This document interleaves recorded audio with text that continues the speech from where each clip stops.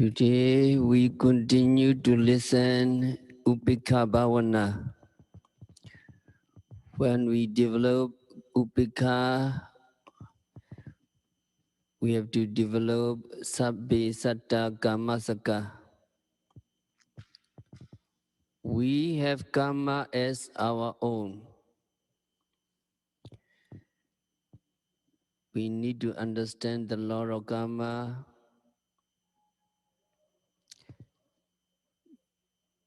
This understanding of law of karma taught us self-reliance and self-responsibility, because we enjoy or we suffer as a result of what karma we did in the past. So whatever we enjoy in this life is actually the result of good karma we did in the past. And whatever we suffer here is also the result of bad karma we did in the past. So we are not to blame anybody else for our suffering,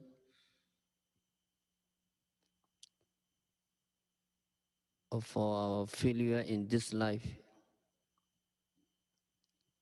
If we want to blame at all, we can blame our own karma.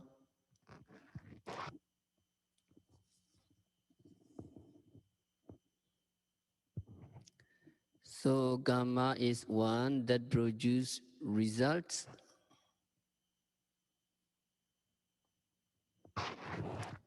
And since it is we who do the karma, we are the ones who cause the results to be produced.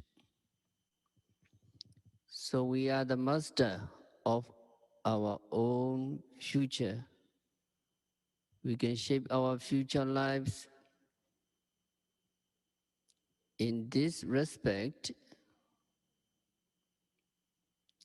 we are free and we do not have to rely on any other person for our good future, because we alone can create our future, either good or bad.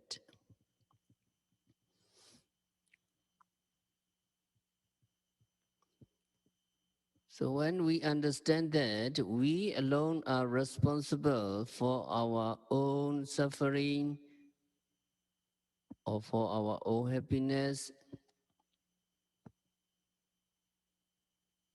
we know we can shape our future so that we get happiness only and not suffering. If we do not want bad results, if we do not want painful results, we just need to avoid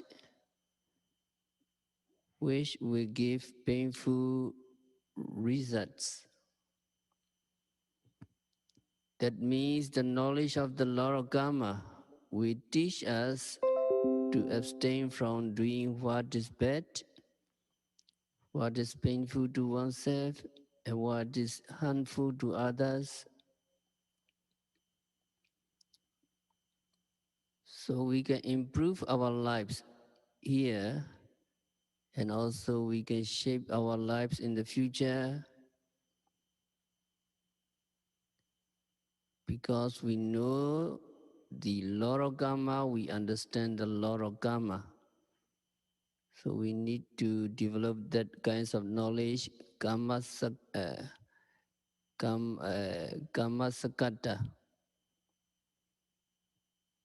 samadhi.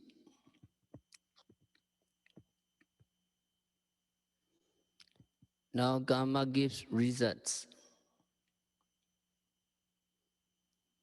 Whenever there is karma, there will be results.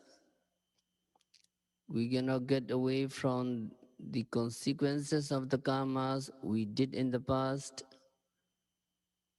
unless we become arahants. So when a person is reborn in another life, that rebirth is a result of karma he did in the past.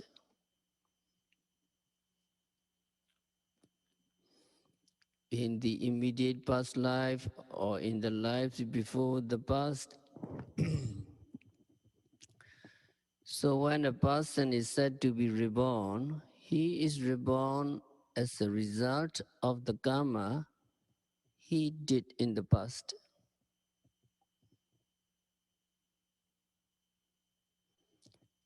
According to the teaching of Theravada Buddhism,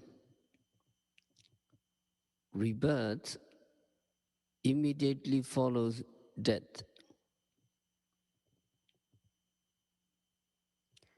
There's no time gap between death in one life and rebirth in the next life.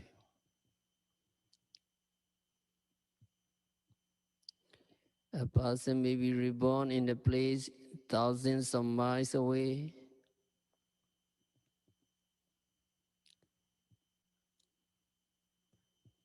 and there are some people, some story of the people who had died in one country and were reborn in another country.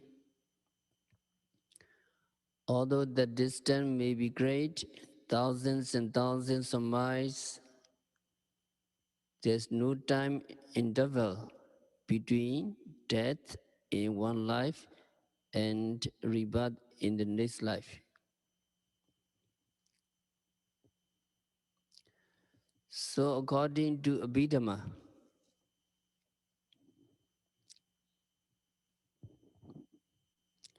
rebirth immediately follows death.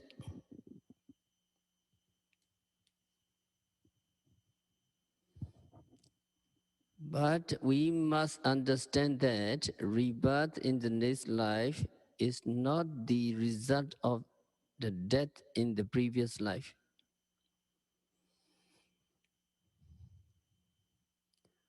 Rebirth in the next life is a result of karma in the past. Quite often people misunderstand this fact. Some people think that rebirth is produced by death. We can say that rebirth is conditioned by death also when we mean that death consciousness disappears so that rebirth consciousness can arise. It is called proximity condition in Patthana Anantara Picchaya.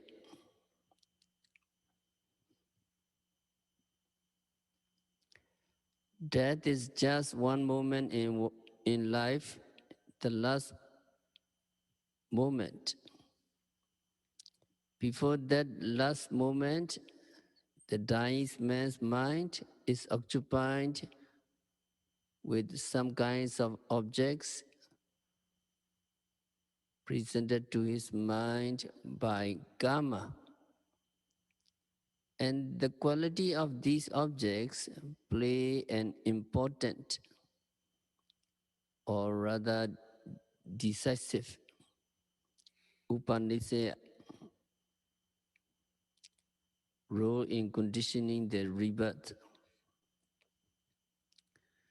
So karma in the past life, immediate past life, or the lives before the past,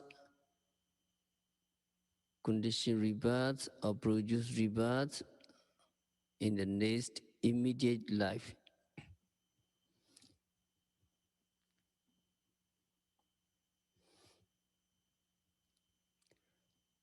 Actually, disappearing of one moment and arising of another moment go on even when we are living. According to the teachings of the Buddha, we are being reborn and dying at every moment of our lives.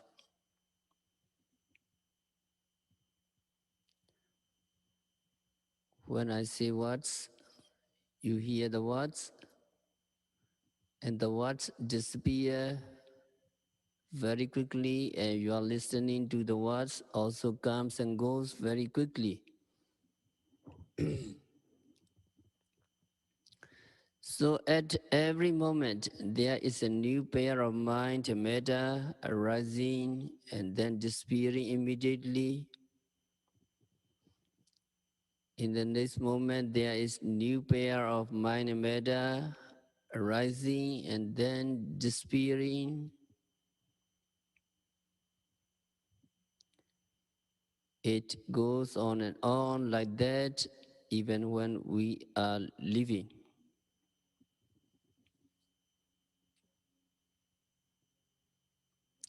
So if we can understand that, even in our lives, one moment of mind and metta follows another moment of mind and metta without any time gap between the two, we can understand this life and the next life.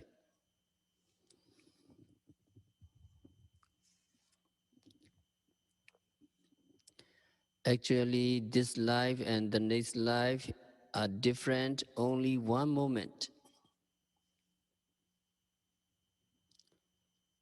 At the moment of death, we call this life.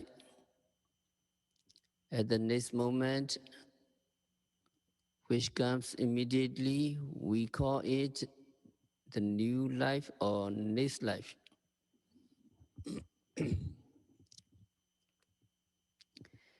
This is because we use the terms conventionally.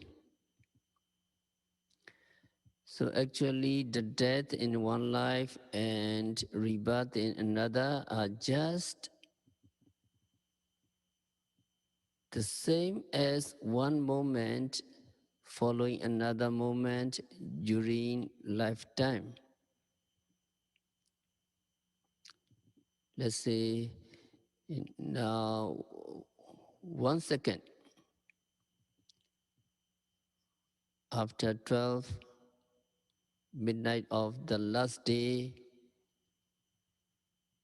of December, that is 21st of December, we call it a new day, a new month, a new year. But in fact, there is just 1 second difference between the old year and the new year.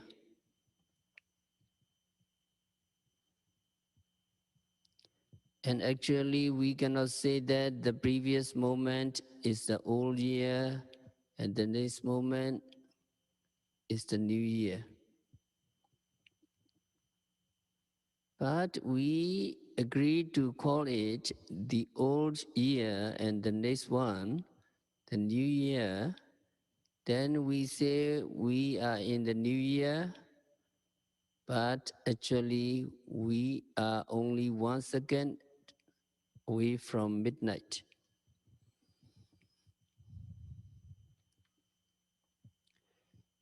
In the same way, when beings are reborn after death in one life, they are just one moment after death. So the arising and disappearing of mind and metta go on and on until we become an arahant.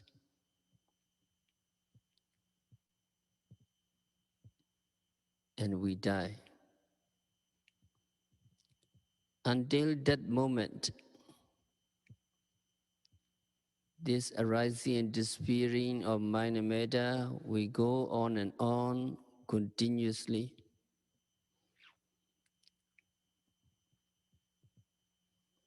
And here also the rebirth is produced by karma.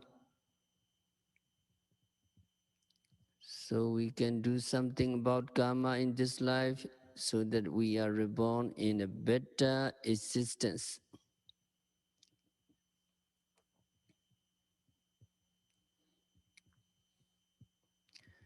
Now, when we talk about rebirth, people want to know what is that is reborn there. What is that is reborn there?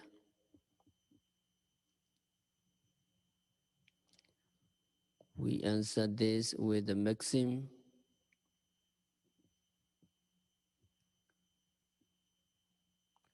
neither he nor another. The person who is said to be reborn in the next life is neither the same person that died in the previous life, nor is he a totally new person, totally independent of the being who died in the previous life. So this is a maxim we use, neither he nor another. At the moment of rebirth, what happens is karma produces a state of mind and some material properties, and that we call rebirth. So mind and matter that are produced or that arise at the moment of rebirth are not something that is carried over from the previous life.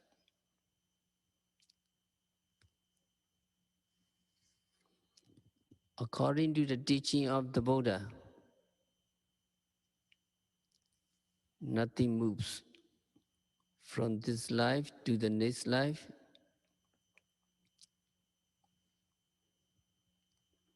but as a result of something that beings did in the previous life. They are produced the results in the future.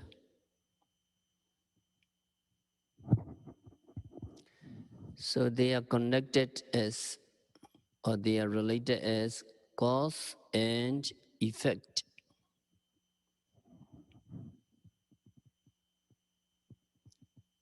Connected as cause and effect. We may think a rosary, or we may think of a necklace. There are beads on them, and these beads are different from one another, and they are distinct too. But there is strings going through those beads, and so we think that it is a series of beads. But actually only the individual beads are real.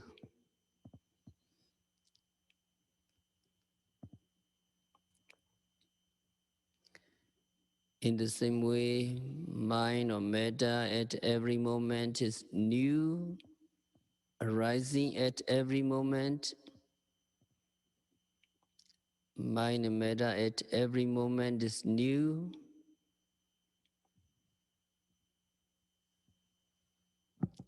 But there is something like strings going through the succession of arising of mind and matter. That is relationship as cause and effect.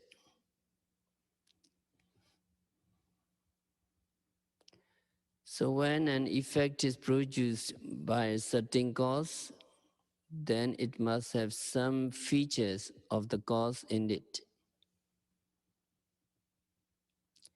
In that way, there are no chaotic arising and disappearing, or there is no such thing as my karma will give result to you, or your karma will give result to me. There's no such things. in this way.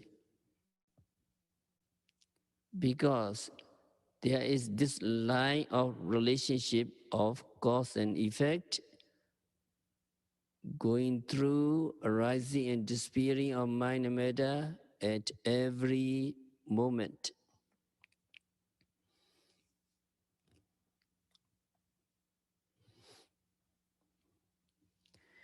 Now, when mind and matter produced or mind and matter arise at the moment of rebirth, Buddha called rebirth suffering.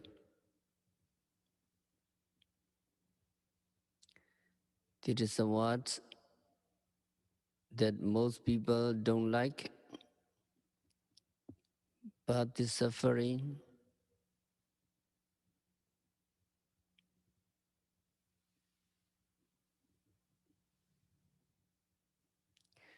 according to the teaching of the Buddha, Jati dukkha, birth is suffering, rebirth is suffering, to be born as a human being, to be born as a celestial being, to be born as an animal is also suffering.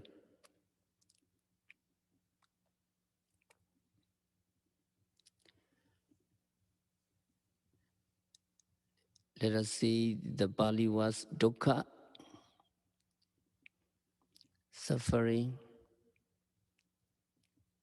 Sometimes the translations are not adequate. They do not cover or they cannot cover the range of meanings that was covered by the original words.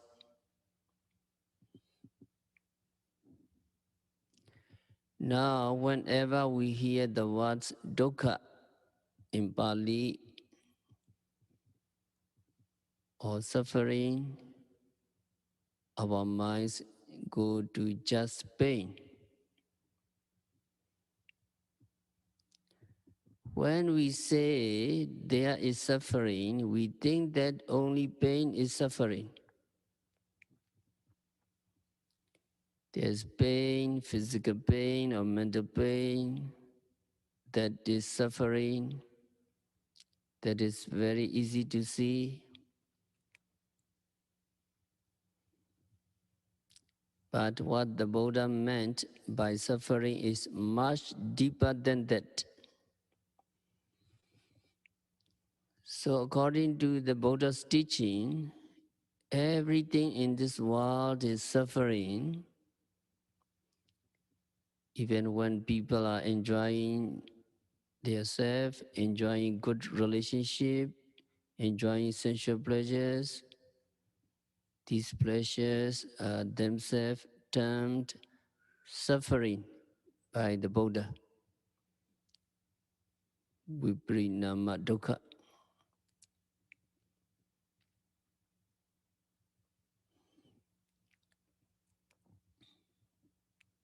Why?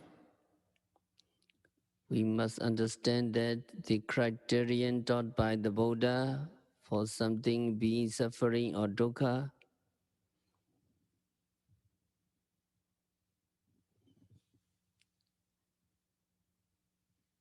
now Buddha said, whatever is impermanent is suffering. We must follow that.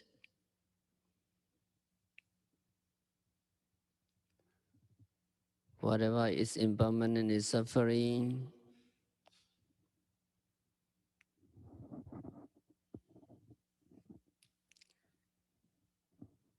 Can we find anything that is permanent in this world? Can we find anything that just arises and does not disappear? There's nothing that lasts forever. Everything must come to an end simply because it has a beginning So whenever there is a beginning, there is an end. There is a law of nature.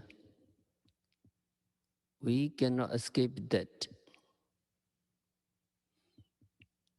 We are born as human beings. We started as human beings. We will not live forever. One day we will die because that is the end of our lives. So whenever there is a beginning, there is an end. And something that has a beginning and an end cannot be said to be permanent. It is impermanent. A nature. Buddha said, whatever is impermanent is suffering. Whatever is impermanent is dukkha. That means it is oppressed by arising and disappearing. It is oppressed by, it is bombarded by arising and disappearing.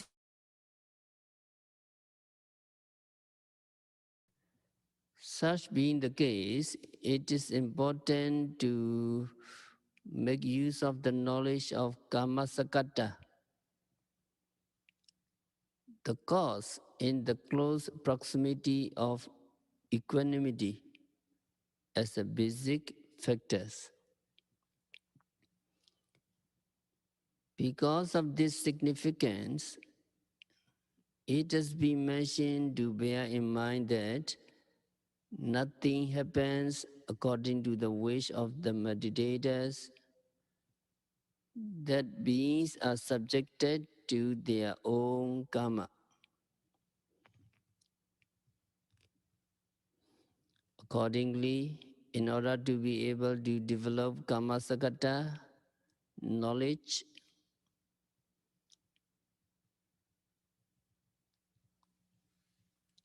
there's a story. There's one sutta, Chula Karma Vibhinga Sutta.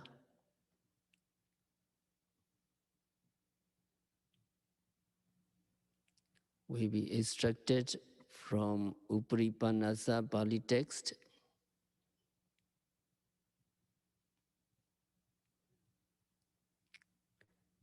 In the text,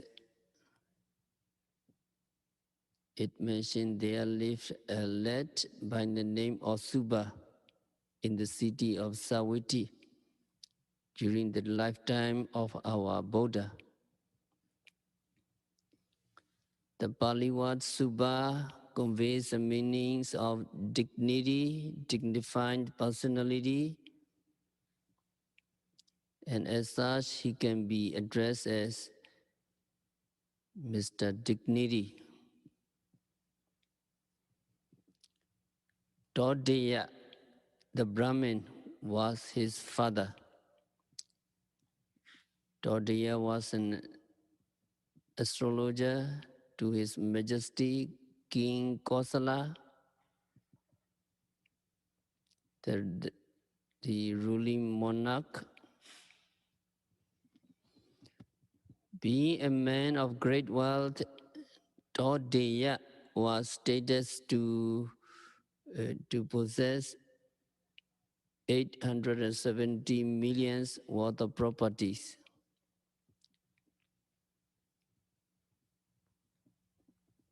He was a miser though. Imagining that if charity were given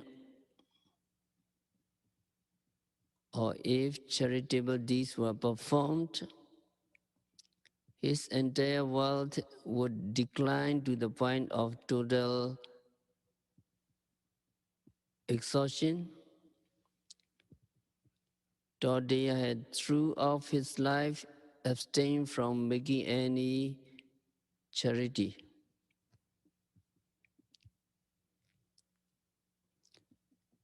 And he instructed to his son and other friends in this way.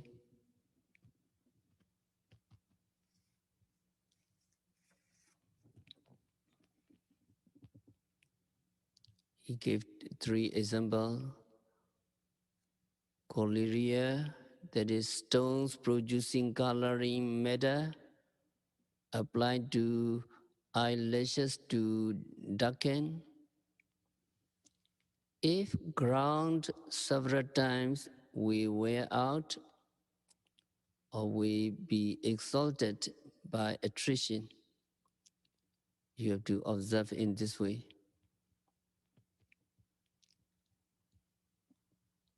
And then the nature of inhale.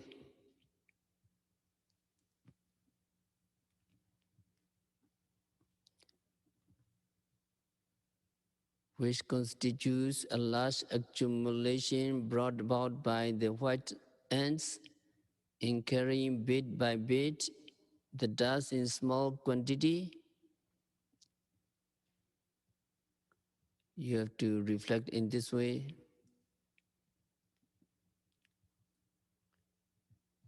And then honey,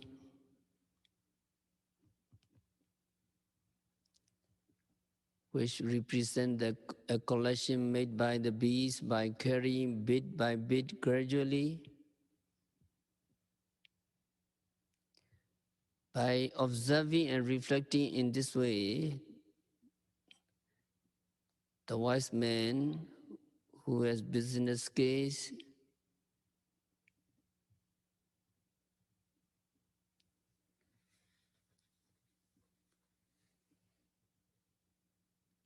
should put under his care, management, and control. So this is the advice or instruction given to his sons and other people by Todeya, the Brahmin.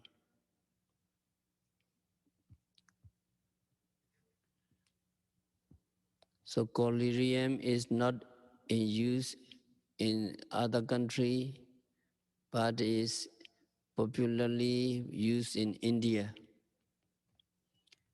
It is not an eye lotion, but a coloring matter applied to the eyelids and lashes to look pretty.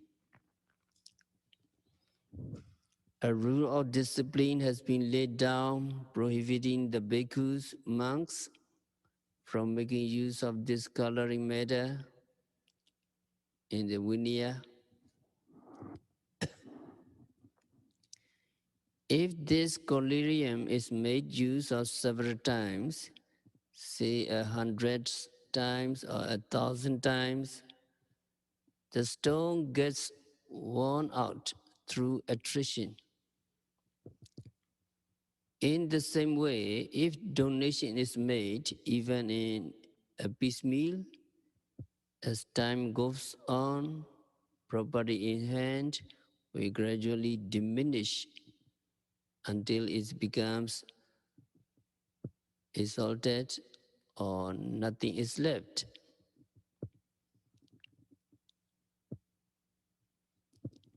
Imagining in this way, no offering or gifts, even in small quantity, should be made. Don't give, don't offer. This is what the statement means.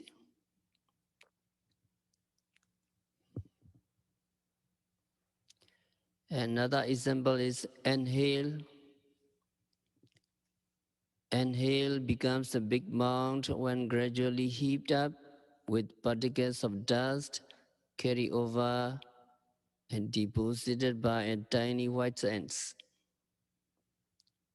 Taking cue from the manner in which constant efforts are made by the tiny creatures in accumulating the dust to form into a mound of earth or an anthill,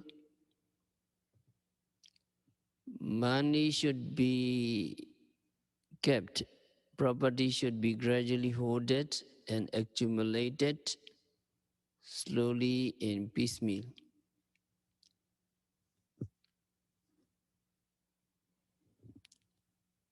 Even a penny or cents should be saved and accumulated, and if done so, in course of time, great wealth can be amassed, can be accumulated.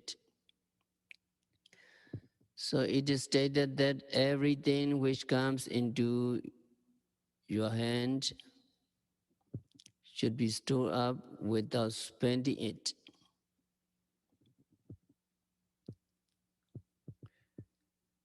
Another example is honey. Tiny drop of honey brought by the small bees stored up in trickles are not much, but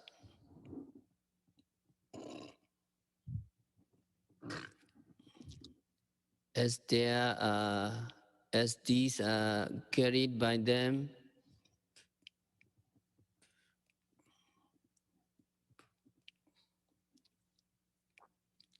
and trickle out several times, a large amount of honey is collected in due course.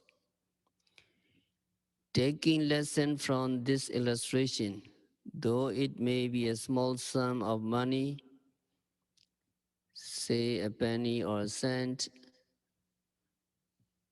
you should gradually save up the money so as to get rich.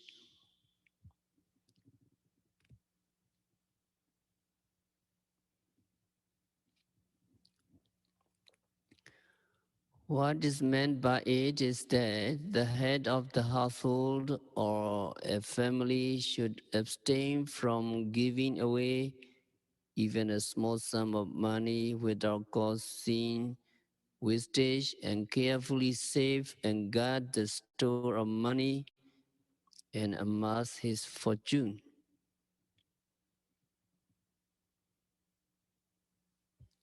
At that time, Buddha was still living and was delivering his preaching in the city of Savatthi.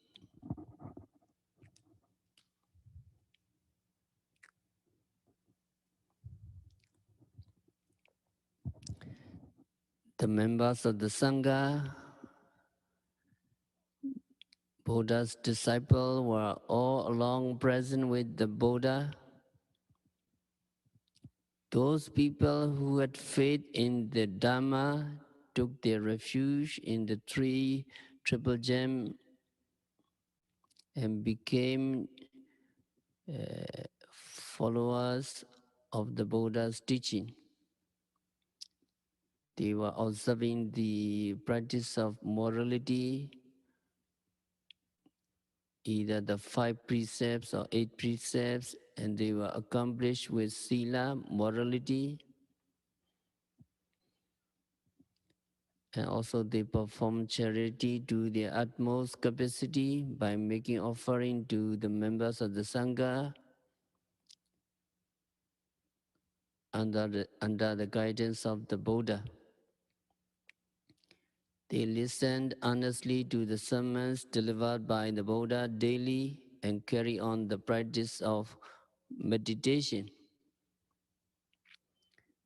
Some of them became Sotapanna, some became Sagadagami, some became Anagamis, while some entered bhikkhuhood, monkhood, and then by developing vipassana meditation, some had achieved Arhata Megaphala, eventually attaining arhatship. It was an opportune time, affording a very rare opportunity to achieve higher awakening consciousness of the special Dharma up to the highest stage of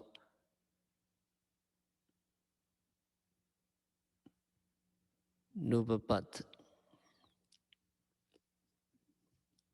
This golden opportunity was hard to come by.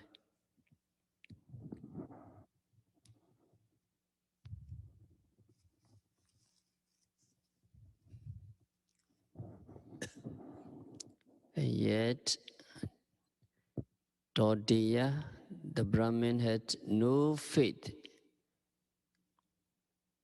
in, and had no reverence for the Buddha. He had then already embraced the doctrines of the Brahmins, so he had totally no faith in the Buddha,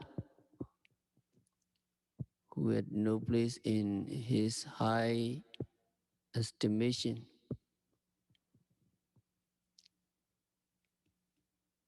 As a matter of fact, he had underestimated the noble qualities of the Buddha, the Blessed One.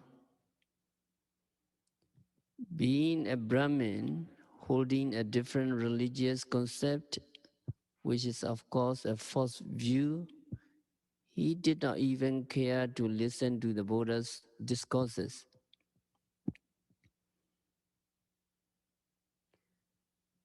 And he did not even care to listen the discourse, and he did not offer charity anything, even a spoonful of boiled rice. Not only that, Toddeya used to address the Buddha with disrespect as Bo, the term which he used on inferior and equals. So it would appear that Toddeya must have addressed the Buddha inferior for having disrespectfully spoken to the Buddha, the Blessed One, and also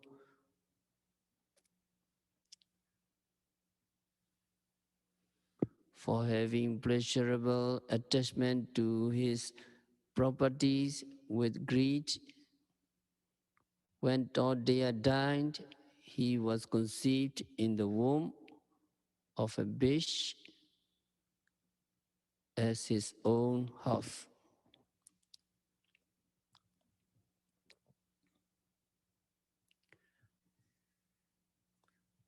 So Toddeya was conceived in the womb of a bitch. So he reborn as a dog, pet dog.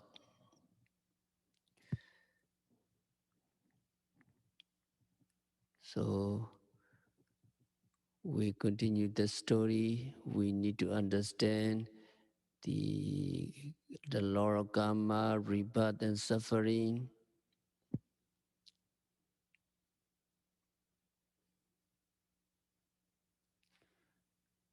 When we listen to the teaching, we need to understand the law of karma, and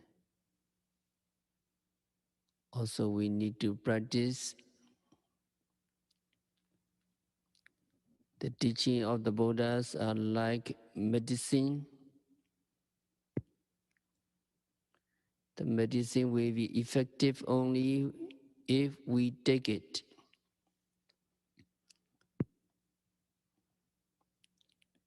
You may have a bottle of medicine,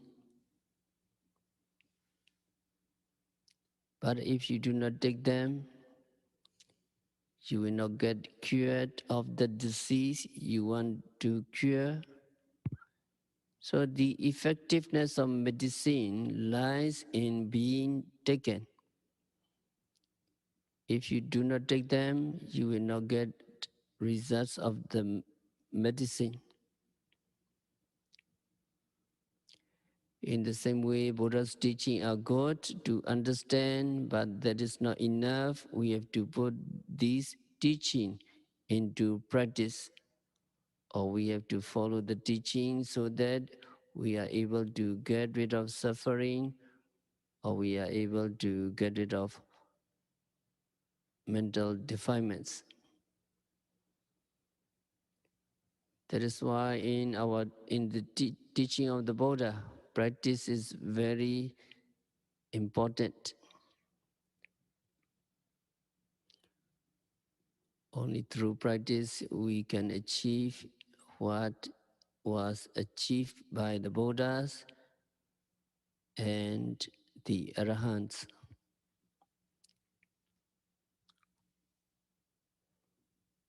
So in this Upekkha Bhavana, we try to understand what is karma, what karma is, and also rebirth. That is the result of karma, and also we try to understand that the result of karma, however good it may be, is actually suffering. Anyway, Vipassana meditation is the best to improve our karma. So let us practice meditation for a few minutes.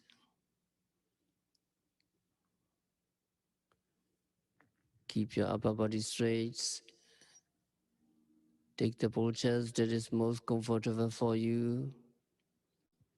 Preferably the cross-legged position.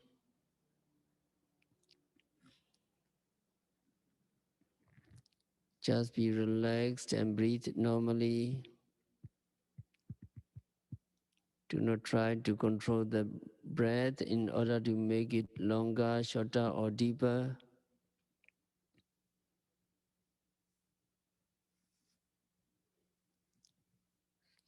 So when we practice Vipassana meditation,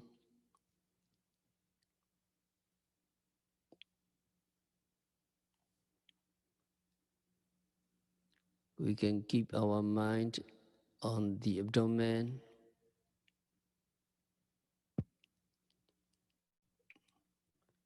Keep our mind on the abdomen and be mindful of the rising and falling movements.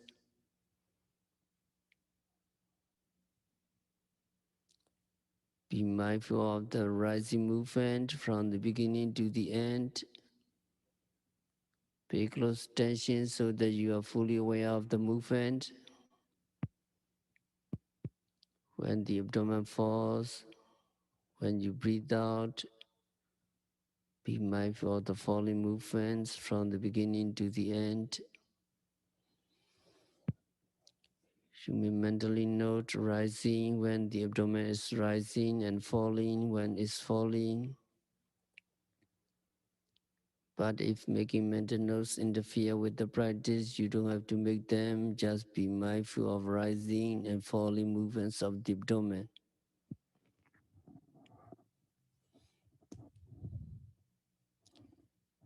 If you concentrate, you may feel either tension or pressure in the abdomen. You may concentrate on it. Here, the emphasis is to be mindful of the movements rather than the abdomen shape or form.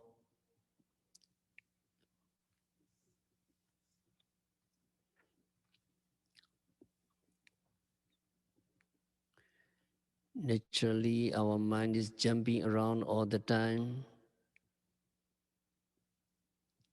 So keep your mind on the abdomen. If your mind can remain on the rise and fall of the abdomen, it would be very good.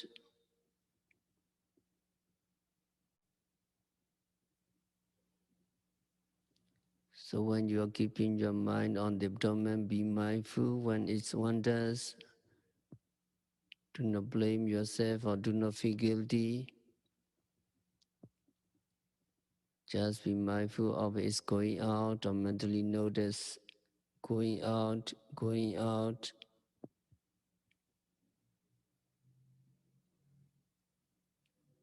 When the wandering mind disappears, come back to the movements of the abdomen. We call the movements of the abdomen home object or primary objects because we always go back to them after paying attention to any other object that becomes prominent at the present moment.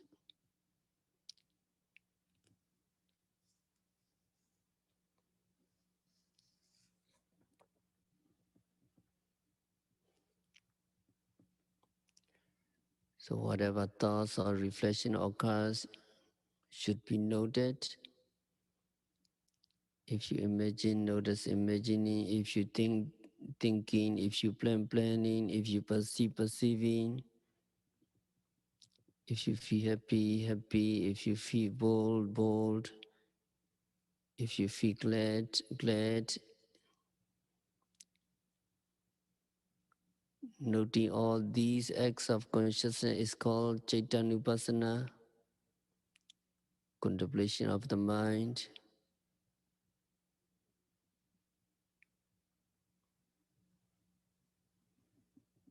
And when sensation of stiffness, heat arise in your body, these sensations are to be noted carefully.